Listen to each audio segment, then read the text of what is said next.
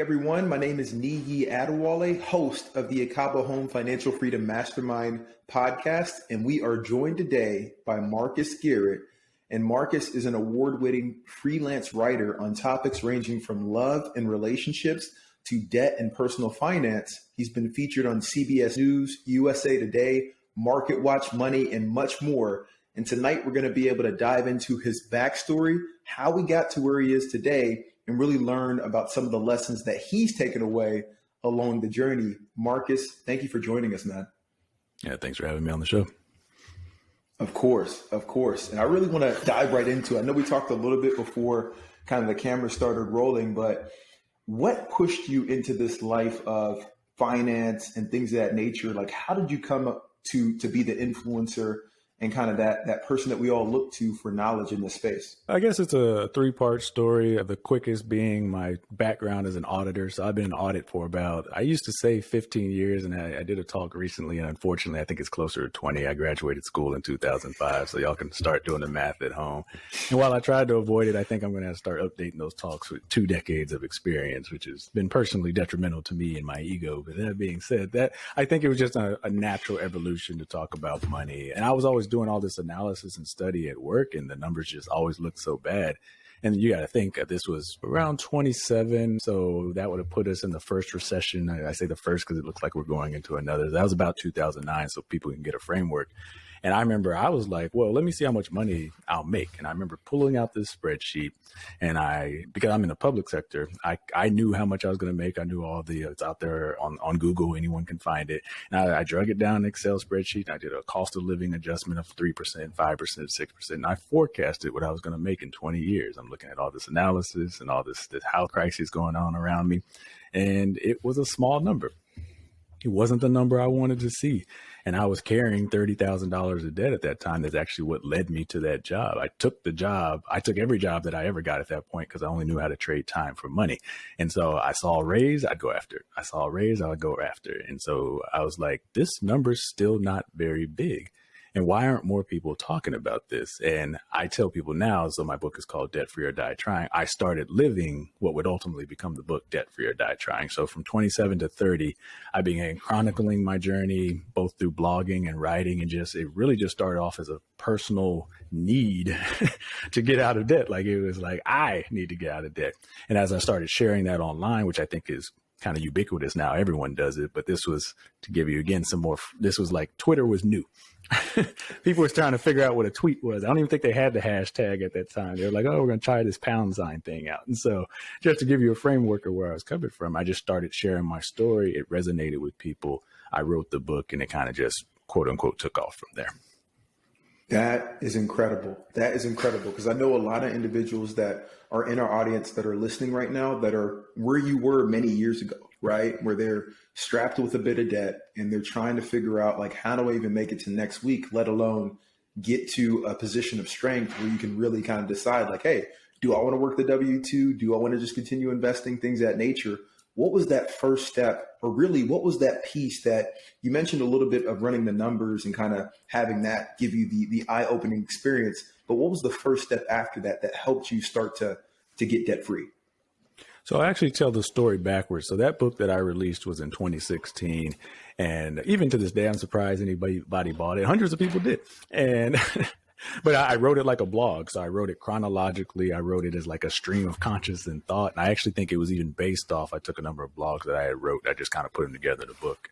I'm not even sure I wrote with an editor. I think I had a friend read it, but I don't think I worked with an editor. So I put that one aside, and I'll talk about the version I released in 2020 that you talked about that became a bestseller on Amazon in 3 different categories. And the reason is it's a debt. So debt is now an acronym. And instead of approaching it chronologically, shout out to my editor, Jana Lynch, if y'all would want to work with her. And she's like, well, what's important to the story? And so we took debt and we just said it's going to be an acronym. It's define the problem, establish a plan, build a budget around that, and then trust the process. Whereas before, I kind of just went through this haphazard journey from 27 to 30. And like most people, with one difference is at my age, I went to Yahoo. I'm not even sure Google was as popular as it is now. So a lot of people go to Google, but really you go to a search engine, you're like, how do I get out of debt? And it took me to Bankrate, which is fortunately a great tool that's still around that I recommend. But what I did wrong, and I recommend in the book, and that's why I go in this order, is I didn't establish the plan piece. I was like, I just want to get out of debt. And that's a dream. That's a goal. And until you write it down and you run the numbers, you don't really have a plan. You don't have a system, which is a lot of what I focus on now in this day and age. And so I would recommend for the person who's serious about getting out of debt, or maybe another way of looking at it is who has the means to get out of debt, which is maybe another part of the discussion, is you really need a plan. You need a system. Now, debt, if you go to bankrate.com/calculators with an S, infinite number of debt calculators. I went to the one, how do you get out of debt? And I wanted to get out of debt in 36 months because I wanted to be out of debt by age 30, because at that time I thought 30 was old. Maybe some of your listeners do as well. And I was like, got to be debt free, figure it all out by age 30. And so it gave me a calculator. It spit out a PDF. I downloaded the PDF because, once again, that's where I was in my life. And then that's the plan that I followed. So like I said, I was living debt free or die trying before I knew it. And I started trusting the process because I had a system in place. The other pivot I would add to that is you don't know where to start. I don't know how much money I would put aside. One of the plans I go over in my book is to start somewhere. So one thing I did do positively is I picked a bill. I think it was my student. It was either my student loan or I had a used car at the time. And I was like, I'm going to pay that one off. I didn't do any snowball. I didn't do any avalanche. I didn't read any books. I was just like, I'm going to pay that bill off. And I call that the power zero. That's intangible. The excitement of seeing a debt that has plagued you for years at zero. I think a lot of people need to see that. So if it's a Macy's card, if it's Amazon for us, Amazon probably like, I'm going to get that to zero. That might be a starting point for some people.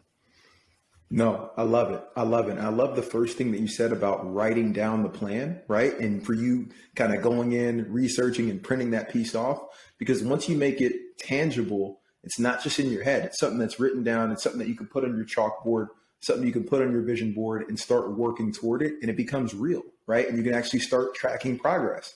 Right. And I think it's like a lot of things in life. Like they say, if you want to lose weight, you should track what you eat, right? Because that's the piece. Are you going to the gym every day? Things of that nature, right? And so when you talk about debt, that first step really is understanding, hey, where's all the debt coming from, and starting to track it. And I'm sure after you got that first win, it did start to build into a little bit of momentum to where it's like, okay, let me knock out the next one and the next one and the next one. And so what happened after that? After you knocked out that first debt and started snowballing it a little bit, how did you get to where you are today? I got excited because it proved this system worked. Like when you're in debt at that time, and some people, it's funny, especially in this day and age, everybody thinks it's a competition. So now I hesitate to call myself an influencer, but it just depends what space you're on. I am. And people are like, $30,000, that's it? And I'm like, well, there's 100. So the largest debt payoff that's been on my show is 112. Might be 130,000, and they paid it off in a year. A married couple. You can find it on my YouTube channel. And so I've been able to diminish over time. I'm like, okay, yeah, only 30,000, but it's the same system. It's the same plan, regardless of the debt that you have over your head. I had a lawyer who I was trying to get on the show because she has $200,000 of debt she's paid off. So she'll be my new next threshold. She's my white whale. So I want to land her for the show. But when you move from that competition piece and that comparison piece, which I bring that up because that's the environment we're in, I do have to acknowledge that, especially for younger listeners, especially for myself, if I was talking to me at 27. When you move that aside, like you said, writing a plan down and having something tangible in front of you, it removes the excuses. So I knew in whatever month that would have been, I knew at 30 years old, I was going to be debt free. And that was very exciting to me because I had my goal, I had my purpose, and I had my system. And I knew exactly when it was going to happen. All the way up to the point, by the time I was about to pay off the debt, I had automated it. I was making about $1,500 payments a month because I knew exactly how much I had to pay. And I remember it was done. And my girlfriend at the time had to remind me. She's like, hey, aren't you out of debt? And I was like, oh, yeah. She's like, that thing you've been working towards for 36 months. Like, but it had become such a normalized process for me. Like, I was like, oh, yeah, is that why they didn't take out $1,500 this month? Yeah, I guess I'm debt free. She's like, shouldn't we celebrate or do something about that? So it sounds crazy for someone who's living paycheck to paycheck. And I know that reality, experience that reality, to think of a time when they'll be debt free, but that building that plan and that system tells you exactly when that day would come. And then, like I said, you just got to trust the process. For me, it was exciting. For some people, it's going to be intimidating until they get into that rhythm of paying it off. Absolutely. And the automation is another piece that can just take you to new levels. Once you get comfortable with, hey, I'm going to pay this amount toward it, and you can just automate that before you even see the money, it's gone and kind of paying toward it. That's one of the best ways, right? And Yes. so after you got out of the debt, right, you mentioned that you got so used to just having it automatically go over there that it was like, hey, we should celebrate this thing. But what did you start to do with the excess funds? Did you start to put it into index funds? Did you start to invest in real estate? Because I can tell you a lot of our listeners are at that stage where they're either trying to get out of debt, or some of them have gotten out of that piece and now they're trying to figure out, hey, where do I put my money to start growing this a little bit faster? So what did you start to do with that excess? So I'll answer that two ways, because this is something that I try to be transparent about with people. Is it was my singular focus for 36 months. And I caution, at least when I'm coaching, and especially when I'm talking to, I'd say, younger individuals. So if I was talking to a 27-year-old or younger, especially post-pandemic, and this would have been for me pre-pandemic, we use that as a watershed moment, if you will. Be careful what you ask for. And I look back now, and in this sacrifice and singular focus on getting out of debt, I look at weddings that I missed. I remember I would watch people grow up on Facebook because I had moved. That job I took me to Denver. So I left home in the pursuit of money, because at that time I thought money was the end all be all.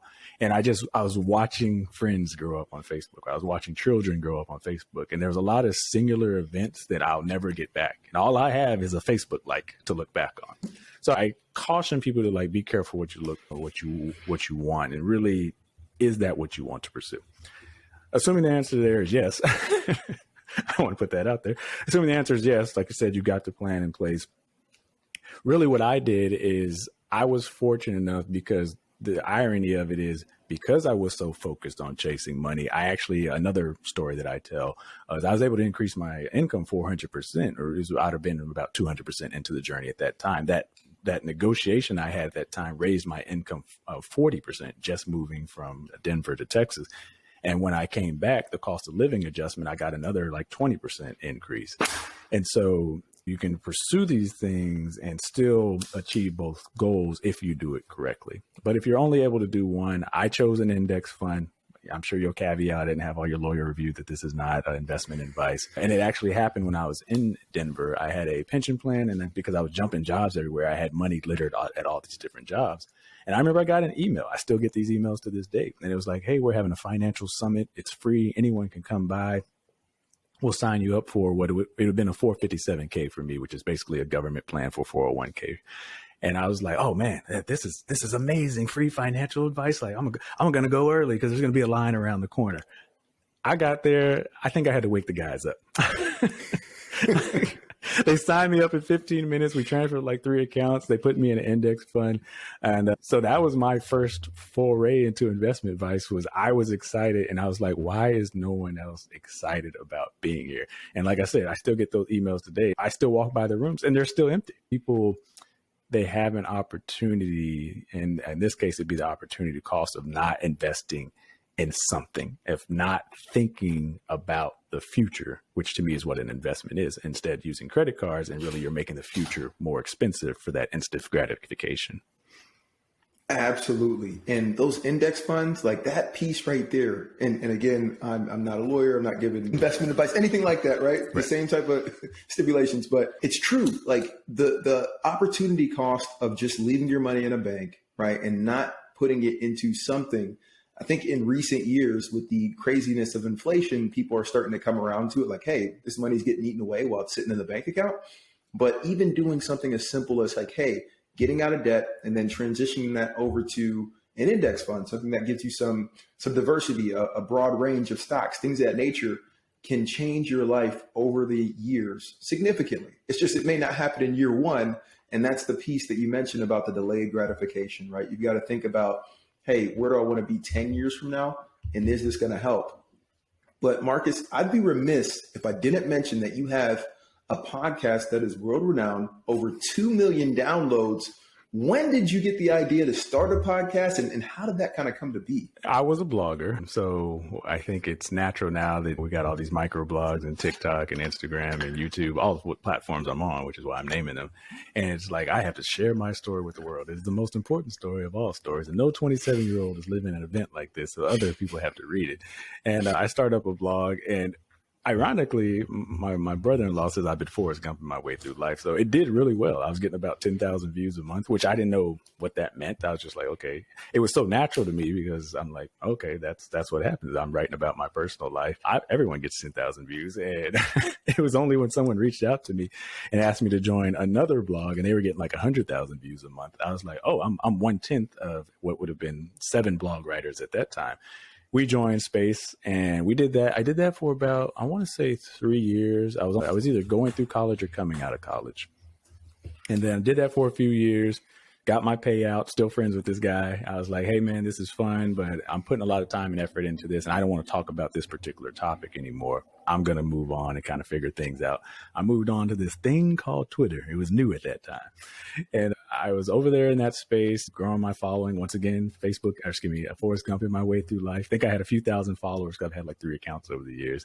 And a friend from the blog reached out. He's like, hey man, we should start a podcast. I heard about this new podcast thing. It's where we got to be. It's the space we got to be in. And my natural was, what the hell is a podcast? So we started podcasting, and I have a whole spill around this, which I won't go into today about how you grow your brand and your podcast. But we did the same thing as we did with the blog. We talked about everything under the sun. I think we talked about Beyonce, Cardi B, topics we have no expertise in. Eventually found our niche in space, started narrowing down into personal finance. I wrote and released the bad book around that time, Debt Free or Die Trying. And we call it the hockey stick effect, where you're just kind of going along, unknown, irrelevant, and you think it's all worthless, and what's the point of this? And then you get discovered, and all of a sudden, like you said, 2 million downloads later, we won 2 awards under that brand. I've won another award for best personal finance blog under my current show. And it's like, again, I guess I can only attribute it to Forrest Gumping your way through life. But in reality, I think it's when opportunity meets preparation. Because I'm an auditor, I'm always doing systems, even if I don't know how they're going to come to fruition at the end. And so when the opportunity does knock, I'm like, everything is behind this door and ready to go. And what you just mentioned is key. You said the hockey stick effect. You were doing this for 3 years. No, just keep going every single day. Let's keep putting something out, keep going. And then all of a sudden it's like, oh, he's an overnight success. No, you were putting in the work when everybody else was kind of sleeping on it. And so in a lot of ways, this is a microcosm of even the debt-free journey or even the investing journey. It's one of those things where you've got to get started today or as soon as you can. Just take baby steps each day. And then you'll look back 5 years from now, 2 years from now, 3 years from now, and realize it was all worth it. So no, I think it's a testament to just your consistency and your perseverance to keep pushing until something happens. I appreciate it. I mean, because I am an auditor, the stats, I think the last they looked, there's 4 million podcasts available in Apple Store.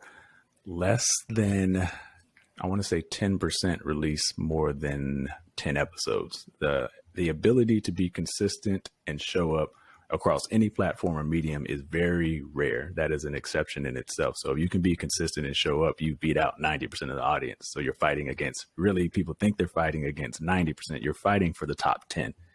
And that's how you get that hockey stick effect. Incredible. And one other piece, right? You mentioned a lot of different businesses, plus you're coaching on the side and things of that nature. And you're doing the podcast, and you're still doing speaking events, and you're working a full-time W-2. Where are you finding the time to do all of this, man? Like, how does your day look? Oh, a lot of it's automation now at this point. And it's because I've been doing it so long. And the example I would use is, because people ask this a lot, is I do all my editing and video right now. Some of it I outsource, but I'm both controlling and cheap, which both hurts and harms my business. But I say that because like a 1 hour video, 1 hour podcast, that used to be 3, 10, 20 hours of my time. And some people are hearing this right now. They're like, it still is 3, 10, 20 hours of my time. I can produce an hour video. Sometimes these 15-minute videos, these TikToks and these Instagrams I turn out, I have an idea and 15 minutes later, they're up and running. Because I've already developed the consistency, the process. I can see in my head exactly where the font's going to be, the size is going to be. And I can only do that from 10 years of practice. Like you said, oh, he's an overnight success. And I was actually at a speaking engagement. This guy still follows me. Actually, he commented on my post today. And he was in the audience and I was talking about my book. I was on a panel with 3 other authors. And when we got off, he was like, the key to overnight success is the first 10 years. And I talked a little bit earlier about I was living that debt free or die trying journey. Like, you're living your story now and you don't realize it until later. The big example I would give is I personally think that we're living in something now. We're living in something that will be called great in the future. But the Great Depression wasn't called the Great Depression when people were living in the Great Depression. The Great Depression was called Monday. So whenever this podcast drops, it's Monday to us. 10 years from now, it'll be great something. They'll find a brand for it. And I would encourage people who want to be in a different space in that next 10 years to start your story today. You don't have to know the ending, but start your system, start your plan, start your path, and then trust the process. That's huge. That is huge. And Marcus, with that, when you look at the next steps for you and kind of what you have coming up, what are some of the big projects you're working on right now and that you have for the rest of 2023? My focus right now is, we talked about it before we started the show, is actually YouTube. And I have a bunch of data and reasons behind that. It's actually YouTube and TikTok. And I usually try to narrow like my focus. Like you said, I got a vision board, I got a whiteboard, I got key performance indicators like everybody else. But what I'm doing this year is actually completely alien. It's been through a journey of going to therapy and working through a business coach. And now my therapist also owns her own business. And she said, I want you to take 2023. And it had to do a lot with the pivot of kind of where I am in my space and what I am in my life. I'm at that point where I'm starting to think about legacy and what will I be remembered for and what will I leave behind? And she said, I want you to take a faith walk, which for people who are faithful, they have no idea. I mean, that's nothing new to them. But for me, that was new because I'm so driven by data. What do the data say? What do the numbers say? There's no point in doing if it doesn't make money. And she's like, forget all that. I want you to continue to maintain your systems and be consistent and do it right. But I want you to go out there by faith. And even when it's dark and you don't really know the outcome, I want you to continue following the process and that trust that in the end, she told me to kind of put more positivity out there and just let people see you. That's actually how I arrived on this podcast today. I got a VA and I said, I'm going 99 podcasts this year. I use my data and my systems. Here's the podcast that I want to go on. And here's the metrics and mediums that I want to use. Here's the audience that I'm targeting. Go out there and book me on podcasts. And we're already like 6 in. And I have no idea what's going to come from that. I don't even have any idea if anything's going to come from it, to be perfectly honest with you. But it's just like, this year, I'm going to focus on faith and doing what I know is right, putting the systems in place, and that trust that something positive will come from that. Trust that my next hockey stick will come from that. And taking a step back from it, something that we're always trying to, where she's trying to work through with me, I should say, is, Marcus, you don't always have to measure it in money. It doesn't always have to be that you made 7 figures this year or 6 figures. Because me, I'm like, well, my bank account, I'm not rich. Well, my idea of rich, which I define rich as 12 months of income and all debt paid off. And maybe my name is on the tip of everyone's tongue. So maybe I need to revise what I define as rich, but I'm like, I'm not there yet. I'm not there yet. And as this discussion has shown, I don't measure from, this is something I'm working through, folks. Don't measure from what I've done. I measure from where I'm at.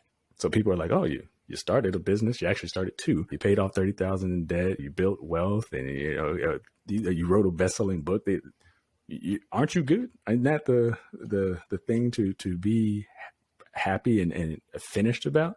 And I'm doing a better job, I hope, of recognizing those things. But no, that's not a finish line for me because I'm not done at 40. Hopefully 40 more to go. So I got years of more accomplishments that I would like to achieve. And it's finding that balancing act. So for me, it'll be finding the balancing act and walking by faith. That'll be 2023 for me.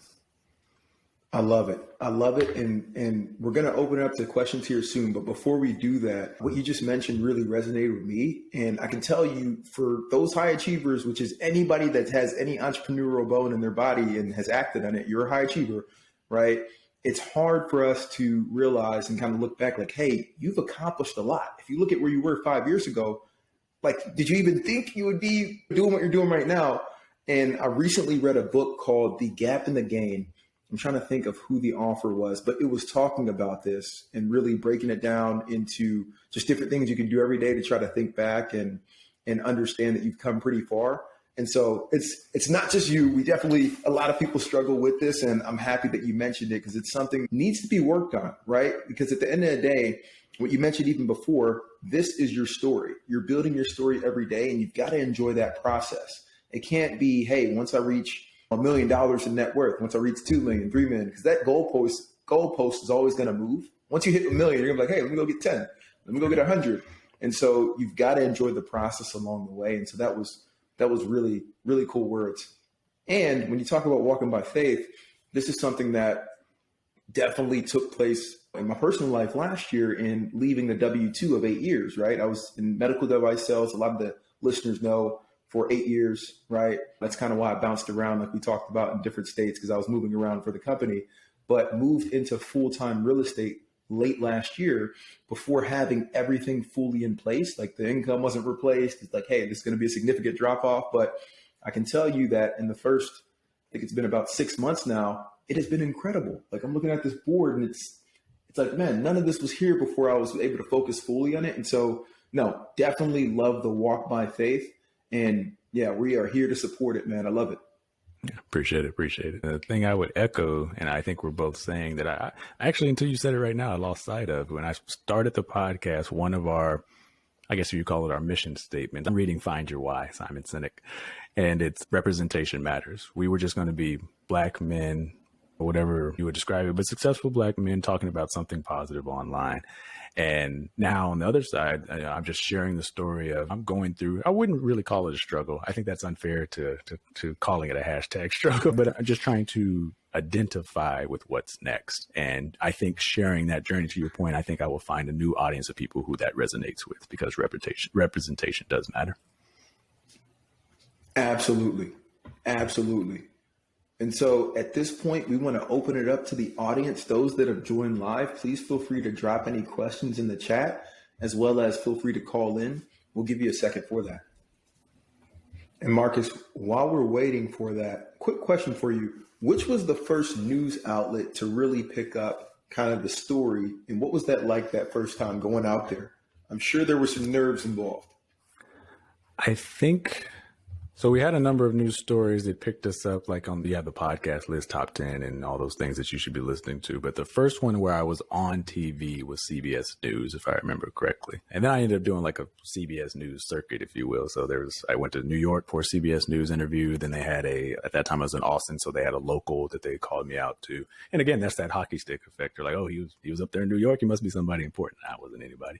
so they pulled me over to Austin. And then I went on Yahoo Finance twice, but once again through one interview. I was there, I was walking down the hallway, and the executive producer was like, hey, you should have him on your show too. And she was like, all right, send him this way. So I walked to 2 different studios and ended up having 2 Yahoo Finance articles, one of which turned out to be one of my most popular to this date. And it wasn't the one I was booked for. That's incredible. Yeah, once you start putting yourself out there, it can happen pretty fast. Right. Any questions for Marcus? And we got Alpha calling in. Alpha, how you doing, man? Super good. So actually, the last part of the question is the easiest to answer. So there wasn't any crypto at the time. So, or maybe Bitcoin was around, but it wasn't as popular as it is now. So that was easy to avoid. But the answer is I want to say 3 or 4 accounts already in some form of a pension or a 457. And so they were just consolidating those accounts anyway. I'm actually a conservative investor by nature. I'm a conservative person by nature. And so that was a very easy decision for me. They're like, hey, here's an account that you can use where you'll be invested in the stock market, indexed to the S&P 500, and it will follow the stock market with minimum decisions and minimal fees. So it was an easy choice for me to make. I was like, oh, low risk with opportunity for returns. The reason I didn't go to real estate at that time, I was single, childless, 27 to 30 years old. So these were just they were investment advice that made sense for me. And at that time, I say now because I own a home and we'll probably turn this into a rental property, I just wasn't into it. So I followed investment advice that worked for me. We call it putting the personal and personal finance, and kind of just, instead of just following the exciting thing. But I'm able to do that, I think, through a little bit of personality and a lot of bit of training. So an auditor, we study everything, we look at it, we put it through a 5-step system.